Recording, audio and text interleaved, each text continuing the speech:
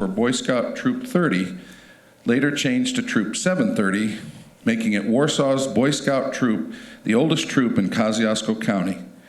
And whereas the First United Methodist Church has become the largest supporter of the Boy Scouts of America across the United States as of 2020, therefore be it resolved, I, Joseph M. Tallmer, Mayor of the City of Warsaw, do hereby proclaim February 9th, 2020 as Scout Sunday. Congratulations.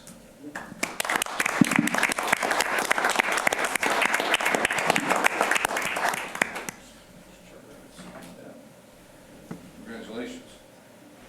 Congratulations, Bob. Gabe, thanks. Appreciate it. Thank you. Congratulations. Good job, guys. All right. Congratulations. Thanks for coming down tonight. Thank you. All right. Congratulations. All right. Did you guys get your pictures?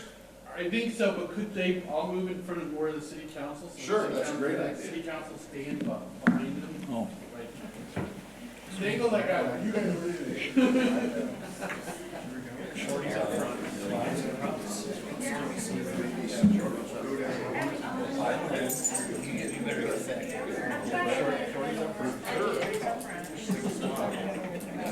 How's that?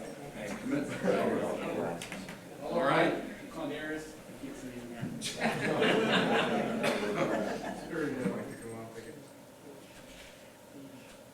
Everybody smile. All right. Thank you. Thank you very much.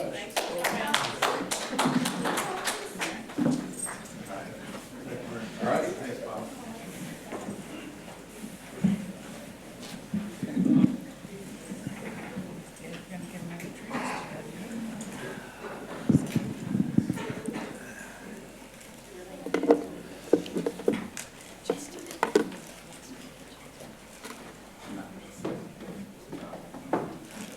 He's not here.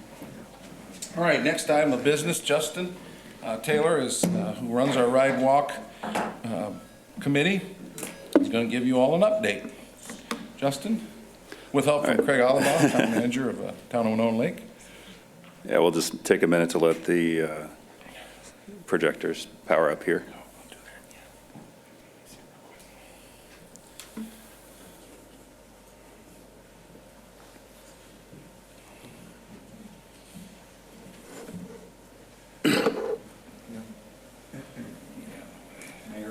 Yep, please do.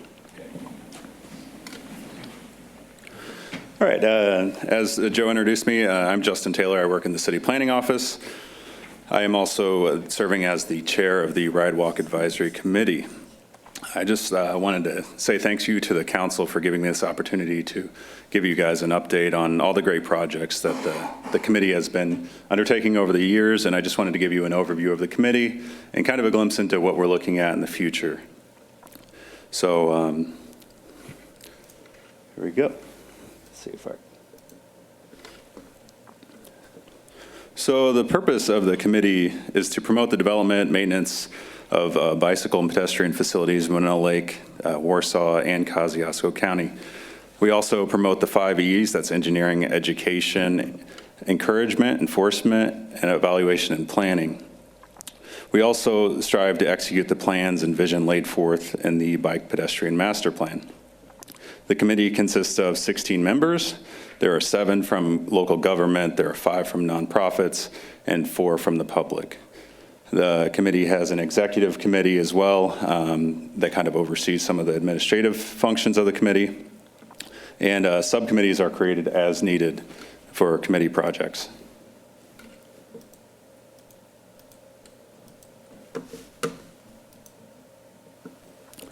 So I'd like to take a moment to highlight some of the projects and accomplishments of the Ride Walk Advisory Committee. A great starting point is the Bike and Pedestrian Master Plan. It was adopted in 2012, and this document has been instrumental in creating a vision and focus for projects around the community for the past 8 years. So we're really fortunate to have that. It was a collaborative effort with the health department. We were able to hire a consultant and really work closely with the community to develop that document. So it's a really great thing to have. Warsaw and Winona Lake is one of only 12 communities in Indiana to be recognized as a bicycle-friendly community. I really love this stat. We currently have more bicycle-friendly businesses than Bloomington, Fort Wayne, and South Bend combined. So that really shows you the effort that the members of the Ride Walk Committee have put into reaching out to local business owners, and helping them with that application. So it's a really great effort that was put into that. We currently have a bronze bicycle-friendly community status. We just reapplied for 2020 through 2024. So we're hoping to at least get bronze again, but there's room to improve. We could get silver or gold as we reapply for that each year. So it's a great effort that the Ride Walk Committee put forth to even get bronze. So the Bicycle Share Program is another great amenity that the committee is responsible for the inception and implementation of this program. Zimmer Biomet generously sponsored the program. So I just wanted to give you an overview of the Bicycle Share Program. We currently have 4 stations. We have 20 bikes total. There are 1,146 active members of the program, and there are 2,349 trips that have been taken with the Bicycle Share Program over the last couple of years. So here are the locations of our 4 stations. We have one out west by Zimmer Biomet on Center Street. We have one downtown by the library, and then we have one in the village of Winona and one up by the Gordon Rec Center near Grace College. So these locations were kind of strategically placed with the help of the committee. We examined where they might be best utilized, what user groups would benefit from what locations. We'd really love to expand this system throughout the county. It was implemented with a county vision in mind, so somebody could potentially have a single app and pick up a bike somewhere else in the county and ride it through Warsaw. So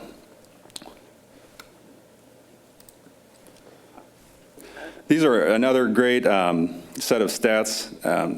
The Ride Walk Advisory Committee is really looking at improving the community health as a whole. So the Bike Share Program gives us stats on user data. So things like calories burned, it gives us a really good estimate of how many calories these bikes are helping people burn. So this is just for the year. So an estimated 310,000 calories were burned from just last year. So that's really what the system's about. It's getting people off the couch, getting them engaged, enabling them to experience our community and just be active. So really excited about some of the stats that we're able to get from this program. Here's another set of graphics showing the demographics of our program. So there are slightly more women that use the Bike Share Program than men. The pie chart on the right-hand side shows the age groups. Since that print is very tiny, I will go through those. The blue represents 18 to 24-year-olds. So that represents about 41% of the users of the program. The orange represents 25 to 34. That's about 30% of the program. The green represents 35 to 44-year-olds. That's about 12% of the program. Red is 45 to 54-year-olds. That's about 8%. Purple is 55 to 64, that's about 6%, and the brown is 65 plus, so that's about 2% of the program. So we're really excited to see how those demographics are breaking down and who's using these bikes.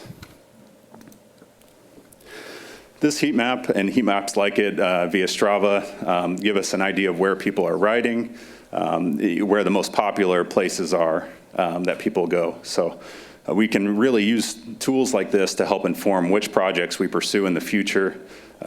One of the main things was, you can see Winona Lake and downtown Warsaw are really glowing hot spots for riders, but we also saw that people are making this loop up Country Club Road.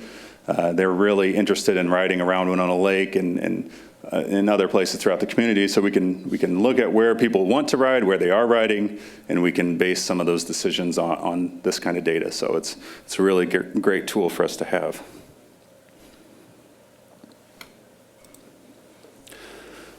So moving from the Bike Share Program, I wanted to highlight a very popular event that was founded by dedicated people who have helped form the Ride Walk Committee. So these people predate the Ride Walk Committee, but they really helped with a lot of efforts around the city. So Fat and Skinny Tire Fest brings thousands of visitors into our community each year, and it really acts as a spur for economic growth and highlights so many positive things about our community. This event would not be possible if it wasn't for the efforts of hundreds of volunteers and groups like KCV, the local cycling club. So I just really wanted to point out their hard work. Another group that's not directly related to the Ride Walk Advisory Committee, but definitely there's some overlap with KCV and its members, is Tracy's Trailer. They go go around to the different elementary schools and educate kids on how to properly wear a helmet. There's a bike safety course that they can go through. So a really great program. They go into the elementary schools around the town, and a really great group of dedicated people that are helping make that program possible. Another thing to point out is the Ride Walk Advisory Committee helps drive efforts to get grants and bring millions of dollars for infrastructure into our community. The improvements don't just stop at the infrastructure. Once you bring in a grant, once that infrastructure is in place, it doesn't even take into account the property values that go up and the different benefits that the community sees, and just making improvements to quality of life, and it just creates a ripple effect through the community. So it's a really great thing that's happening. I just wanted to highlight the Market Street project. I took a before and after photo of an intersection here of the Market Street project, so you can see the same intersection and the change that was created by the implementation of this project. So just imagine going down this street in a wheelchair before that project took place, and how safe would you feel if you were riding down that road just to get either to a house down the street or to downtown in a wheelchair? Or if you were taking your family on a bike ride, how safe would that feel if cars were whizzing past you? And you can really see that this creates a safer environment for people to move through our city, regardless of what mode of transportation they pick. So if they're in a car, they have places to look for pedestrians who are crossing. If they're on a bike or a wheelchair, they also have a secluded space where they can easily move from place to place without feeling unsafe. So it's a drastic improvement and a great project for the city.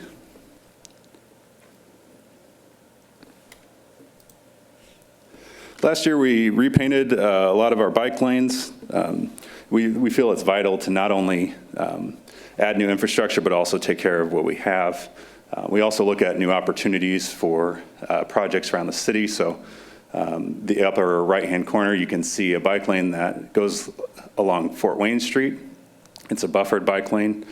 We had a community meeting about this project, and what we heard repeatedly from residents along Fort Wayne Street was they were really concerned with people speeding down Fort Wayne Street. It was a very wide street. It's a one-way, and they had a lot of concerns about people speeding through there. So we chose that site as a pilot project for a buffered bike lane. It creates a striped boundary between the car and cyclists. So the hope is that we get education for the cyclists. This is where you should be on a one-way street. This is the direction you should be traveling. And we create education for the motorist. This is the part of the road that you should be driving in on this one-way street, and hopefully in the right direction on a one-way.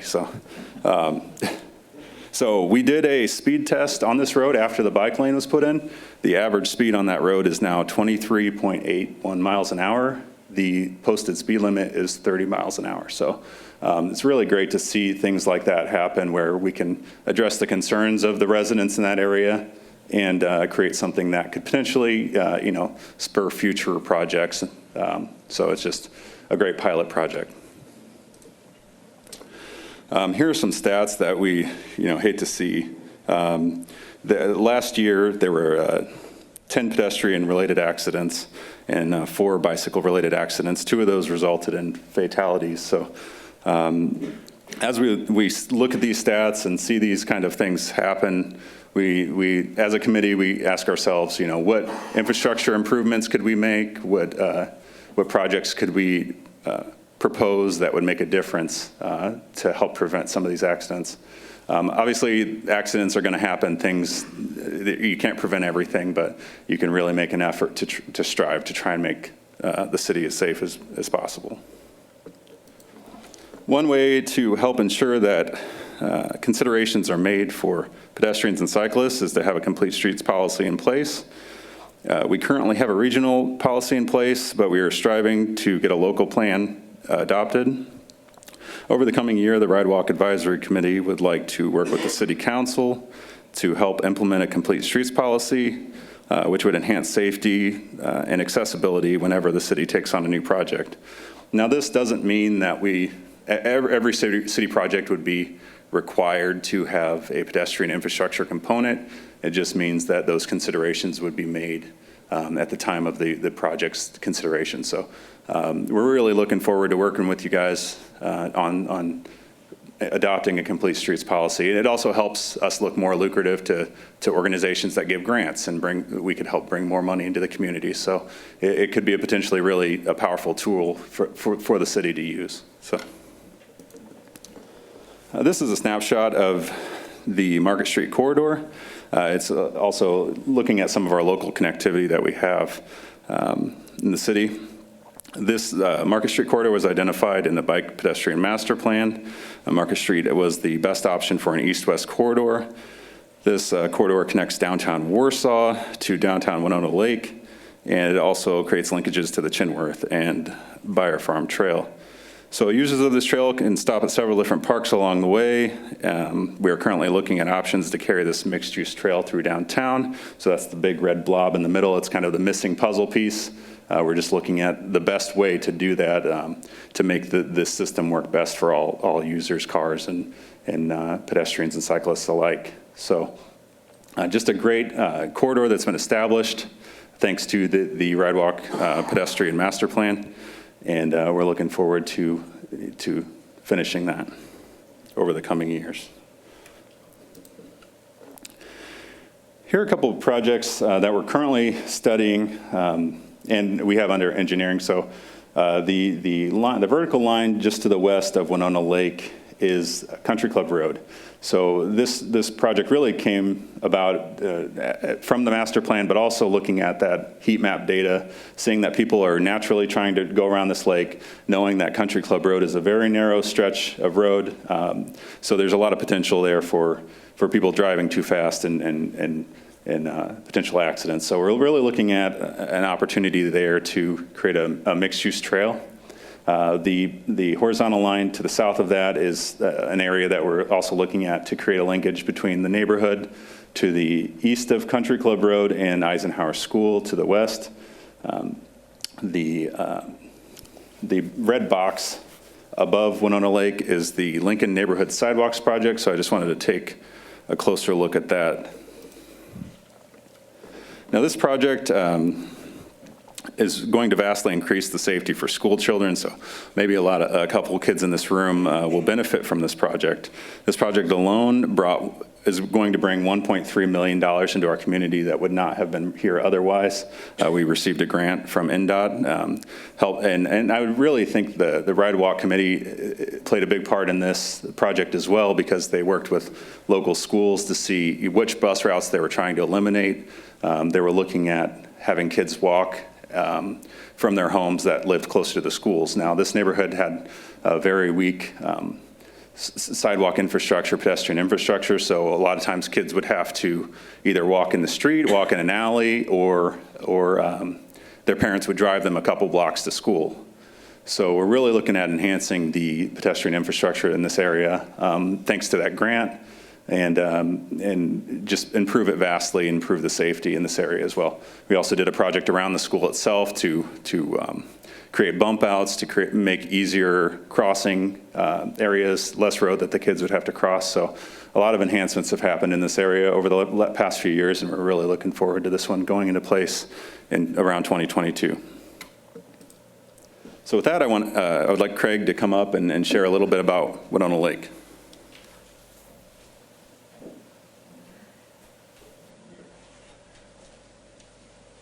Yes, thank you, and for having me here this evening to discuss what we're doing in Winona Lake. So a little small, but we a couple years ago we added on to our what we call our Heritage Trail, and so we went north from there in bottom left-hand corner, we crossed a boardwalk there, and we added in what we call Heritage Trail North. So that meanders through the area around the mountain bike trail, and then ultimately crosses Pierceton Road at Miller Field at Grace College, winds around the west and then north side of Miller Field, and cuts back around to the east side of Robson Road, ultimately coming out and terminating at Beta Hall at Grace College in the very top middle section. You'll also notice kind of a blue line that heads straight west there or to the left. That is a sidewalk that was installed around the same time, and then that meets up with a sidewalk along Kings Highway, and then you come back to the middle and see that other blue line there, and that's added what we call kind of the Grace Loop. So you've kind of created another loop there.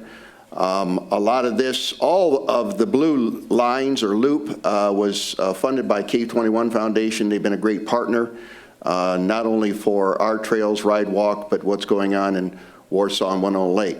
So that's kind of the north side.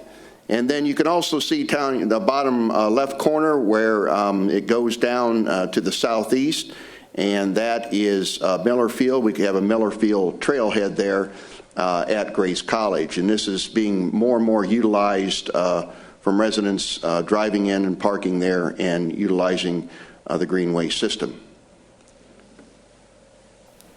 Next one.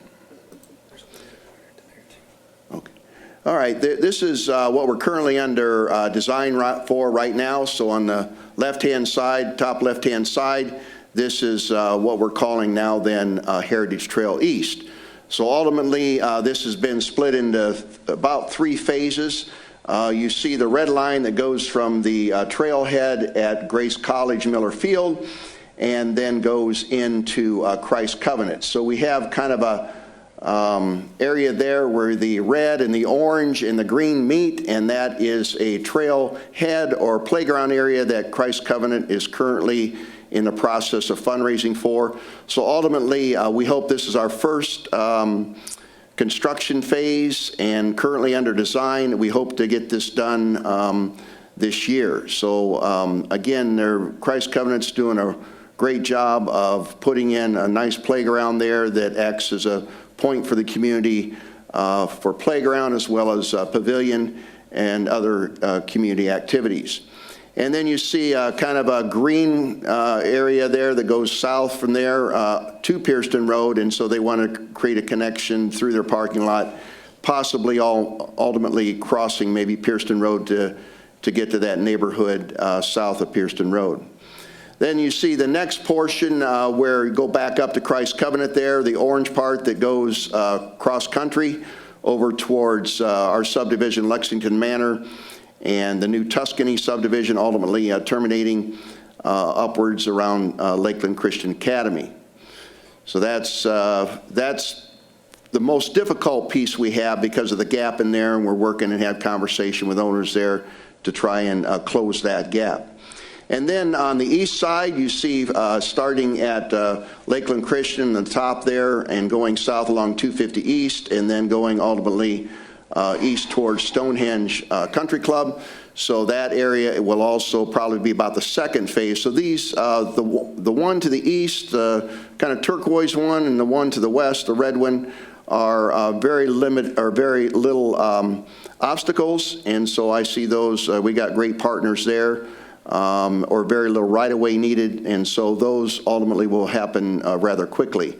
Ultimately, it will terminate in the very southeast portion of your map there, where it will go underneath Pierceton Road, where currently the golf tunnel is, and ultimately then attached to future development and annexation that will occur hopefully this year at the old Raccoon Run golf course, which will be about 138 unit residential community. And so that's kind of what we're doing in Winona Lake, and so ultimately we hope to attach greenway and sidewalks to that no bicycles or no pedestrians need to be on our roadways, and you could go all the way at this point from Stonehenge to Chinworth Bridge, and hopefully in the years ahead, maybe even beyond. Thank you. So that was a look at our local connectivity. I just wanted to take a step back and look at our regional connectivity. So this is a really great project that's currently being routed through across the country. So the Great American Rail Trail is currently being planned.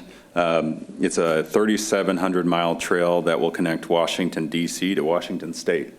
So if we look at that little jog through Indiana, we can zoom in and see Warsaw's right there in the center of the map. This expansive trail is going to come within 26 miles of Warsaw. We really want to strengthen our regional partnerships as a committee to enable us to be able to tie into this large trail. So it's vital that we get the right people in the room, so we've been inviting our regional partners to the Ride Walk Committee meetings just to hear what we may have to do in the future to get connected to this thing. We're also looking at regional efforts to the north to tie into the Pumpkin Vine Trail. So it is really bigger than just the city and Winona Lake, but we're also aware of that, and we're making an effort to create those partnerships.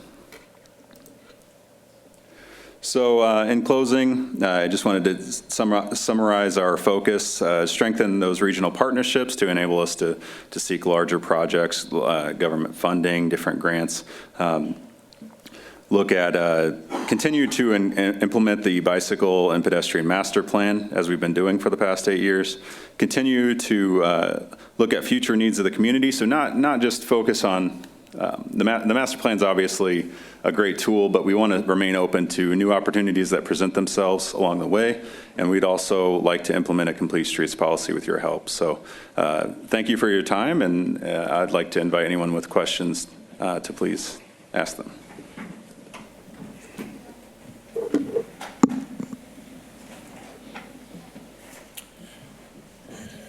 All right, any questions? Yeah. Justin, Yeah. I was interested by the Market Street lines that you put down. You said the speed was checked, and it's 23 miles an hour now? Yeah, so that was Fort Wayne Street. So that, What, 85 percentile, is it? That's what people, Yeah. people traveling? that's currently the average rate of speed on Fort Wayne Street is 23.81 miles an hour. Do you So. know what it was before? No, we did Maine before, but we did have a lot of complaints about speeders. So yeah, unfortunately, we didn't get the data on. We were hoping to do Maine and Fort Wayne, but we got the data on Maine before. We did not get it on Fort Wayne beforehand. But it's encouraging to see the average speed below the posted speed limit for that stretch, since speed was the main concern that we kept hearing. So Yeah, I was kind of interested in how much those lines. yeah, I wish we would have got that data too beforehand. So. Anything else? All right, Justin, thank you. I Thanks. appreciate that. Craig, thanks for coming over and sharing Winona Lake's progress as well. And Ride Walk Committee meets once a month upstairs. And what do you got, about 14, 15 folks that are typically there on a pretty regular basis? Yeah, good. All right, thank you. Okay, let's get back up to item number 1. I did want to draw your attention to a press release that was put out earlier in January, and this is kind of an extension of when Dave Finley came and talked to you all last year.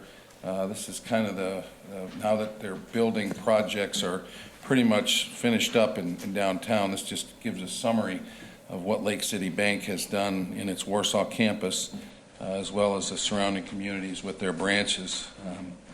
And you can see if you look down through here, they've spent $15.8 million in their downtown project, and an additional 5.9 in the other 11 branches in and around the county. So I know that they've got quite a presence here in the community, and their commitment to the city of Warsaw is most appreciated. And I don't know if you have any questions or comments regarding this report, but I think it really stands out what a great community partner Lake City Bank has been in our downtown.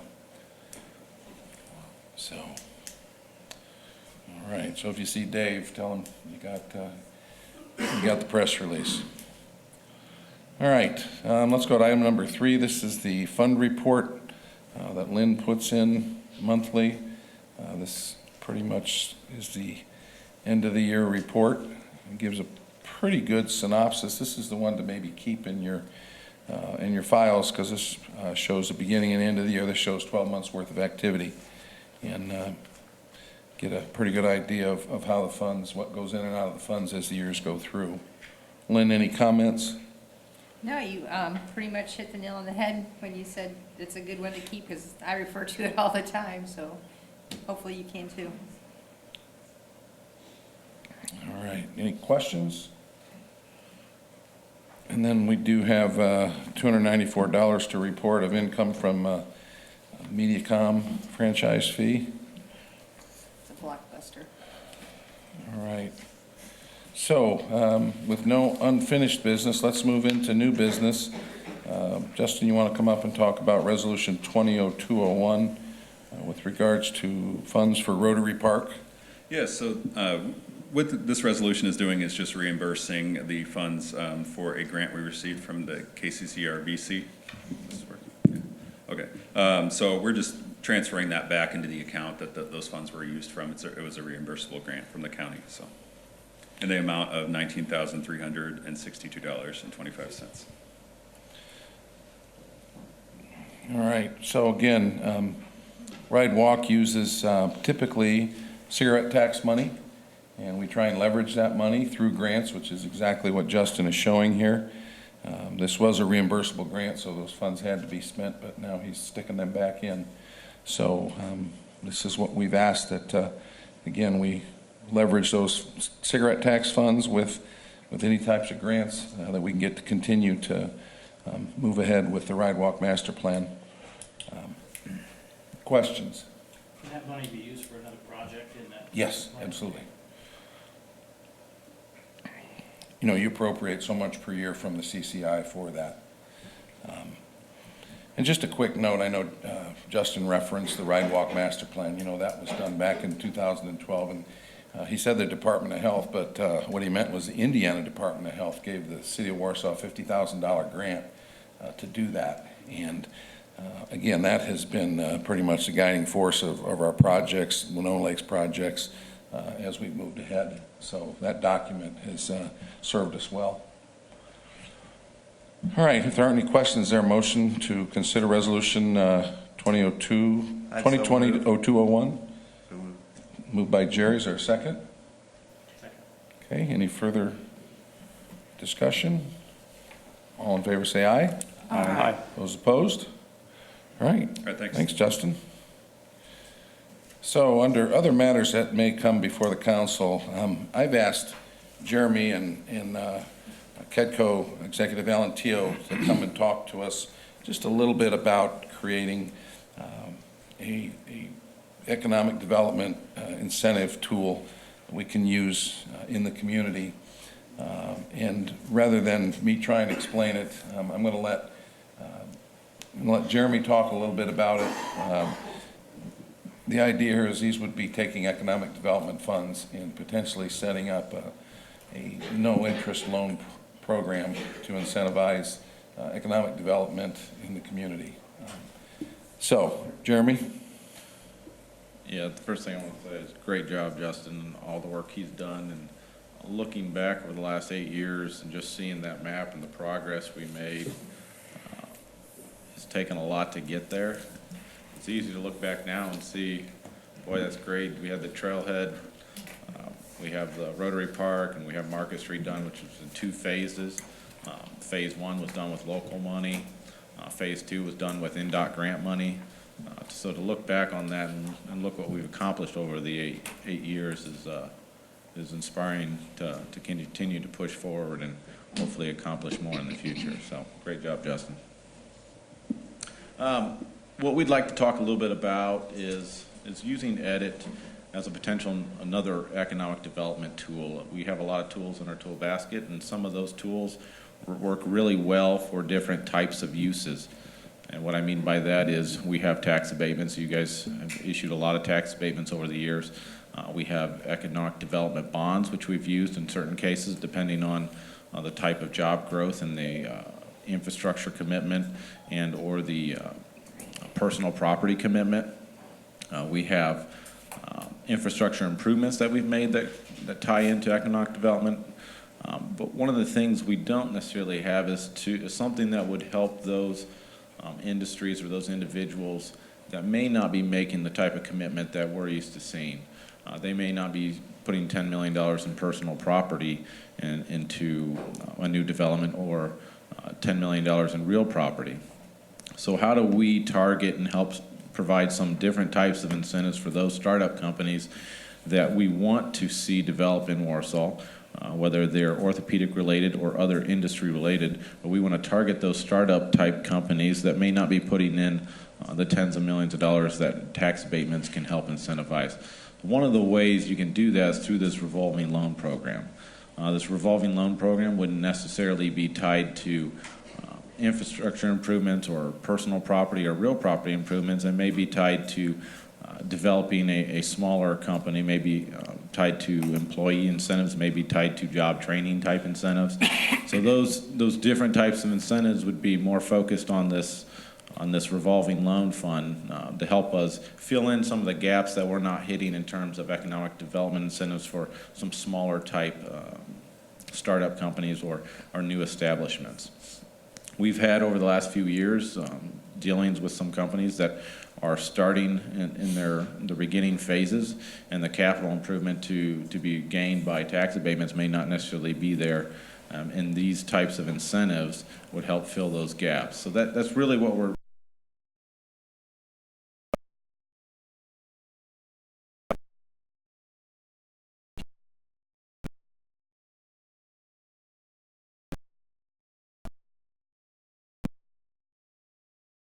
guideline for tax abatements, so we could create this revolving loan program with a set of guidelines, and you can use those guidelines to make incentives or to approve incentives in the future for companies that may come before you. My understanding is the way we'd set this up, it'd be much like a tax abatement, that every time somebody wanted to use this potential incentive, they would come back before you for approval to do so. So it'd be similar to a tax abatement in that you would see those requests as a council, would be able to vote and approve on those requests as a council. With setting a guideline establishment, one of the things that allows you to do is, rather than trying to create an ordinance or trying to create something that you don't necessarily know if you're going to hit every single specific criteria, if you set the guidelines like we do on tax abatements, it'll allow you as a council to be a little bit more flexible as somebody comes before you, rather than stating in an ordinance that you have to create this or you have to invest this. It just gives you a basic guideline that says, if this company is investing X amount of dollars or creating this amount of jobs, this is a threshold you could move to. If they're doing X, Y, and Z, this is a threshold. But you can adjust as a council based on the investment, based on the company, what you feel would be prudent at the time. So the guideline scenario allows you a little bit more flexibility as a council to make those approvals, rather than trying to specifically write in an ordinance that you have to do X, Y, and Z. The tax abatement's been really successful in doing that, as you've had different companies come before you on those tax abatements, and those requests are a lot different each time. So it's not telling you have to do X, Y, and Z, but it gives you that flexibility, and it gives you some guidance on what you've done in the past and what thresholds you'd like to see in terms of investment from the company for you to give those types of incentives. Alan, do you want to talk a little bit about the revolving loan program and how it might work? Good evening. So, as a vehicle, the KEDCO, Kosciuszko Economic Corporation, has a revolving loan fund, an RLF. So the proposal is that we could utilize that RLF to come up with incentives for specific projects on a case-by-case basis. And really be my job to work with a company, a prospective company, work with the mayor, with Mr. Skinner, come up with a recommendation to bring to council for you to consider of what that would look like. So maybe share an example. So for example, if we were working with a company, planning to add a number of jobs with very limited capital investment, maybe a company that's developing a new product or a new service, tax abatement's not going to do much for them, right? They're going to look for help with recruitment, with hiring, with moving expenses, with rent perhaps. So to utilize an RLF, the RLF program, or loan program, and be able to offer an incentive to the company, saying we will, allocate some seeded dollars essentially in order to provide an upfront incentive, but then knowing that through loan components, some or even all of that could be repaid as a loan instead of a grant. Again, I think it's up to us to bring recommendations on a case-by-case basis. We're out looking for and competing with other communities for high growth, high wage companies, and so looking to be competitive. Something I've worked with quite a bit over in Whitley County, my time there, is really being able to work through the city council in Columbia City, through county council, county commissioners, Whitley County, and coming up with really custom, company-specific incentives, again, to meet each company where they're at in their journey. And so, again, it helps in that, tax abatements are great if you have somebody that's looking for a phase-in of property taxes, for significant, capital expenditures. But really, again, we're competing for the jobs, right, for the wages. And so helping a little bit different way. And also, frankly, with something that's more upfront, as opposed to a tax phase-in, you might take 10 years to realize. But also then the community sees the benefit sooner, right away, not over the 10 years of that horizon. So again, something I've utilized in the past. I appreciate Jeremy and the mayor being open to the concept, but looking for feedback, I guess, of how we might pursue this, come back to the council with a recommendation on how to build this, and then again, be able to bring each project on a case-by-case basis for you to consider. Alan, would you talk just a little bit about how you also interface with IEDC and try and coordinate those state benefits as well? So when a new company comes into the community, Alan is coordinating benefits. I think there was training grant money for most recent one. He understands what the needs of the company are, what the state is offering, and I think the incentives that what we're asking, I think, is for some flexibility for incentives that would complement what the company needs and what incentives are being offered from the state. Yep, thank you, Mayor. So with any company we're working with that has a competitive situation, they have a competitive decision whether to come to Warsaw, Kosciuszko County, or somewhere else in the state and Midwest. The state of Indiana is going to get involved through the Indiana Economic Development Corporation. They have two really key tools in their toolbox. One is based on job creation. It's a tax credit that gives a company back the income taxes that are generated by those new jobs. So we're all paying 3.3% income taxes. IEDC will say, well, we'll give the company some of that up front to incentivize them to create the jobs. They also have a training grant that reimburses 50% of training costs to train Indiana resident workers. So again, these are more upfront incentives tied to job creation. Like IEDC, we locally go through a cost-benefit analysis, and so we actually use the same form that IEDC utilizes in-house in order to look and make sure at the state level they're looking at the return to the state in terms of direct taxes. We would look at the same thing locally. So I think we've got a municipal finance group with Jack and myself, Jeremy and Lynn.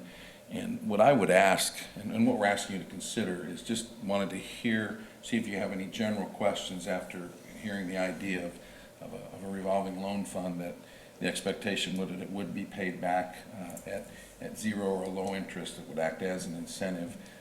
And potentially there could be options to forgive a portion of that if down the road they meet the goals that they'd originally set out. So that's really just kind of the high-level view of what we're talking about tonight.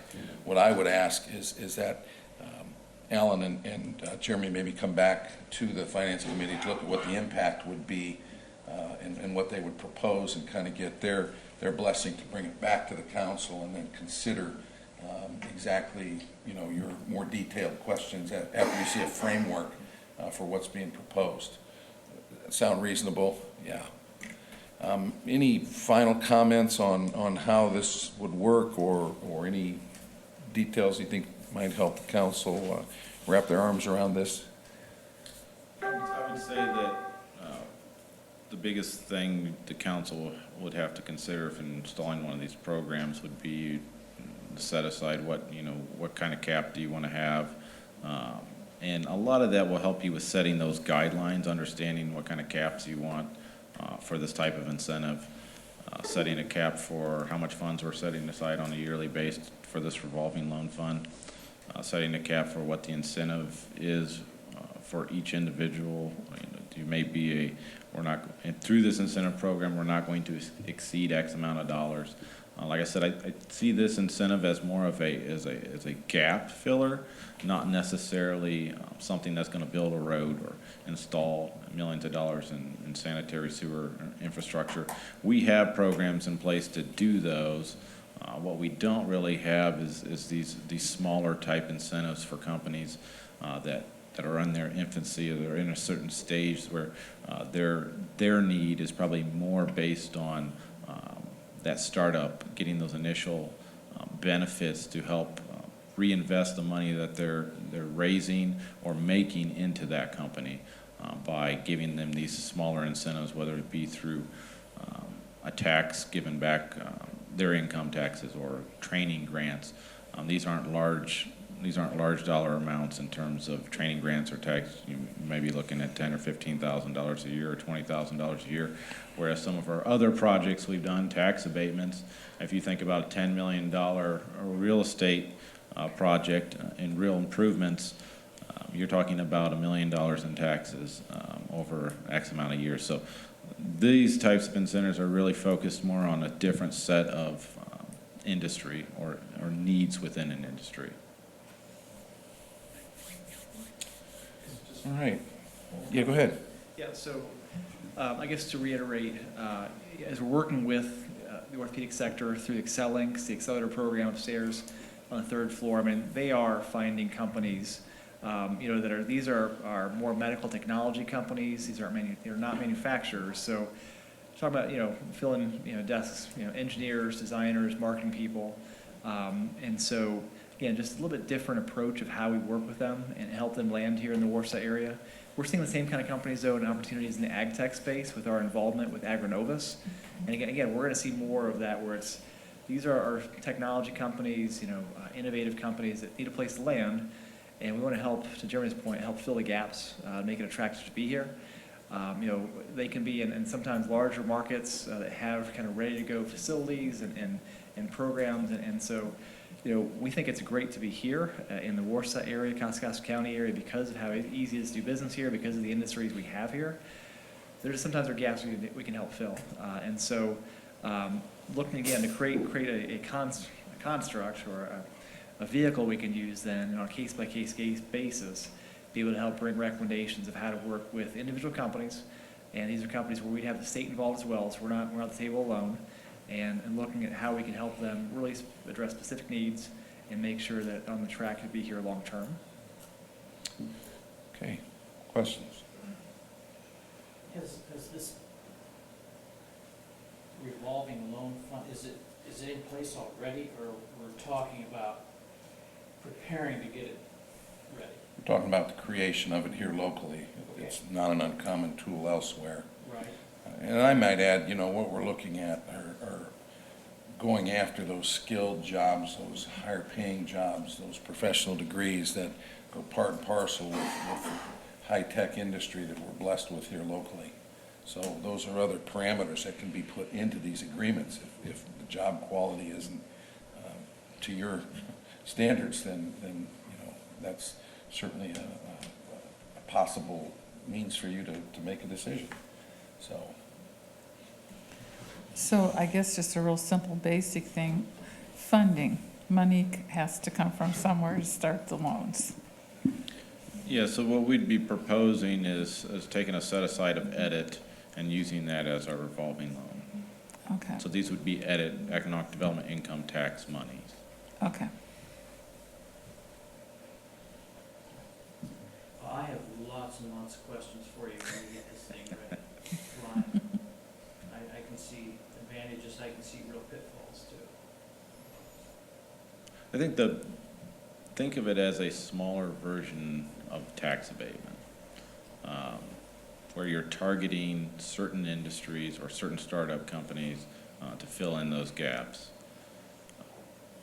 Prime example is we've been approached by startup companies or companies that are not fully developed into manufacturing their own products, and maybe they outsource that. So their needs are completely different than what the typical tax abatement structure would benefit, or looking at a bond issue, what a bond issue would benefit. So these types of companies may be the type of companies that locate in our downtown. They're not going to build a $10 million manufacturing facility out in our tech park or in our airport industrial park. These companies are going to be more engineers, more marketing. That's kind of the gap we're trying to fill. We don't have an incentive in place for those types of industries. And it doesn't have to be medical related. It could be agribusiness. It could be software related if it was a software company. There's a lot of different entities that don't operate like the industry that we're used to benefiting through tax abatements or infrastructure improvements. So this would give us another tool to use to incentivize those types of businesses to establish here in Warsaw. Well, I know we want to diversify our industries around here, our businesses. It seems like it kind of goes along with some of the things we talked about during strategic planning too. I mean, we talked a lot in terms of retail, but I think in my mind, I was also thinking, you know, small businesses, small companies, providing some incentives.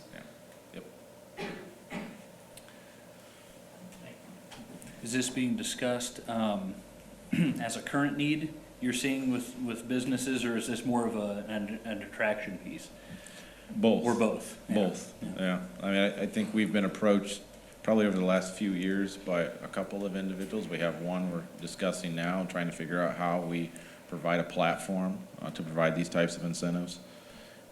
We want it to be established by you, so that, and much like a tax abatement, so that you are reviewing these case by case. So when I say guidelines, what I'm really talking about is, and some of you probably remember the tax abatement guidelines, we'll basically create those guidelines for the revolving loan program. We're not advocating that we would create the revolving loan program and then a subset that would review that.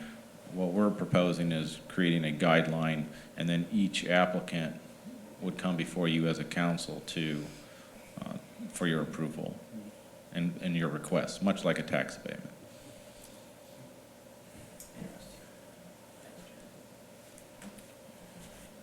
Okay. All right, thanks, gentlemen. Thank you. Jack, you've got something to say? Yeah.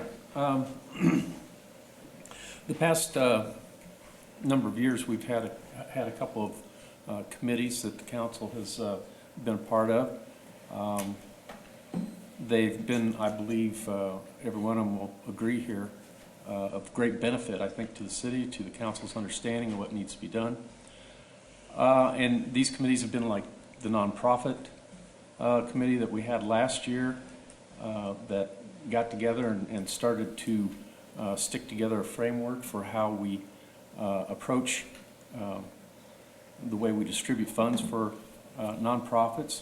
The wage committee, I think, has been very, very well received and helpful, thanks to the work of people on the council. And this year, I decided that I would try to, these committees are sometimes, we come up with persons or members to be on them, but sometimes they aren't.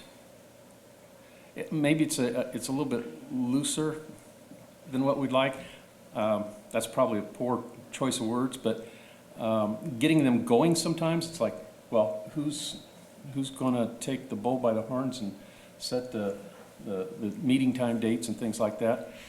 So this year, I've asked each one of the councilmen and councilwomen to be on these 4 committees, and asked for one to serve as a point person. And simply, a point person will be somebody responsible for coordinating meeting dates between the council and the mayor or whoever else is involved, and possibly come up with a progress report from time to time. So anyhow, the committees that we have, nonprofit committee, This year will consist of Councilman Gross, Councilman Frush, with Councilwoman Dobbins serving as the point person. Utility Committee will consist of Councilman Finch, Councilman Frush, with Councilman Clondaris as point. Wage Committee will consist of Councilwoman Dobbins, Councilwoman Quantz, and Councilman Gross as point person.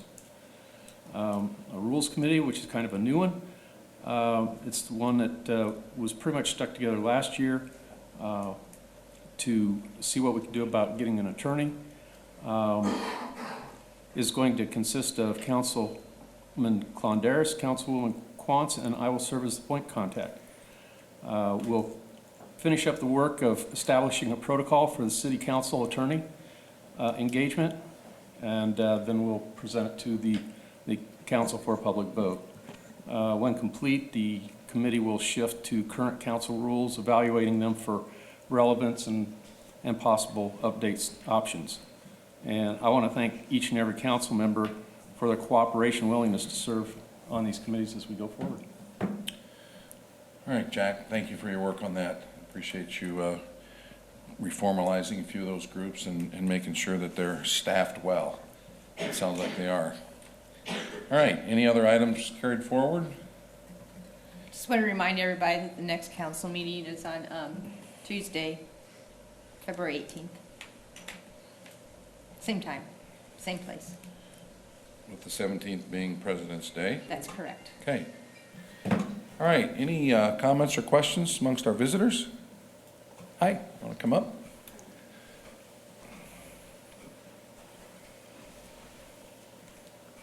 Hi, my name is Sherry Compton, and I am a Pull that. North Union Street resident. And I have concerns with them shooting with guns in the woods near Gateway, the old Madison. I live in that area, and every Sunday, that's all we hear. And everybody's telling me that that is not city property, that it's county. I've talked with Mr. Frush, and I've done a little bit of research, and the city owns property in there. These hunters are going in from the bog side, I'm assuming hunting geese, and they're going through city property, they're going through the Little League diamonds, and they're hunting in there with guns. And this is an area where there's a lot of children, all of our homes. The skate park, the Little League diamonds there. Kids play at Madison, the old Madison. So I just wanted to know what your guys' thoughts were on this, or some direction. Well, I took the original complaint. Councilman Frush came in to see me, and I did talk with Joel Beam, and we had some discussion. I'd be happy to talk with you about that after the meeting, to let you know what he said, and if there are continued concerns, let's take a look at them. Okay. All right? Thank you. Thank you. All right. Anyone else? Okay. Is there a motion to adjourn? So moved. All right. Second. All right. Thank you.